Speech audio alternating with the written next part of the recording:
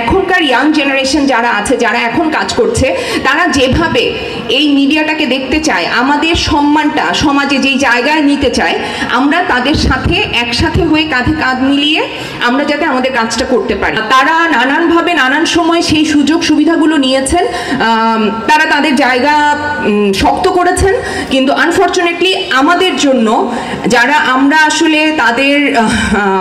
তাদেরকে অনুসরণ করার কথা ছিল, আমাদের জন্য কিছু রেখে যেতে পারেন নাই বেশিরভাগ সময়।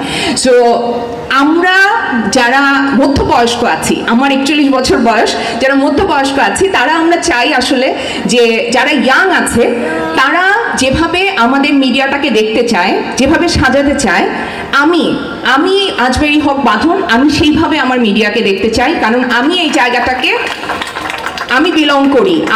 আমি বাংলাদেশের এমন একজন আর্টিস্ট যে আন্তর্জাতিকভাবে অনেক অনেক সম্মান আসলে নিজে তো বয়ে এনেছি, দেশের জন্য বয়ে এনেছি।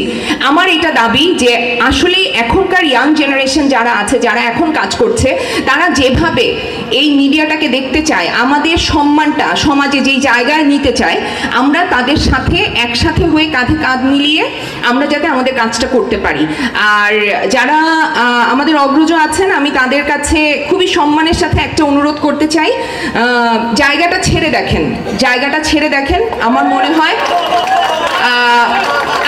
হয় আপনারা খুব একটা দুঃখ পাবেন না, খুব একটা মন খারাপ করার মতো কোনো ঘটনা ঘটবে না। আপনারা দেখতে পারেন, বিশ্বাস করেন, বিশ্বাস রাখেন।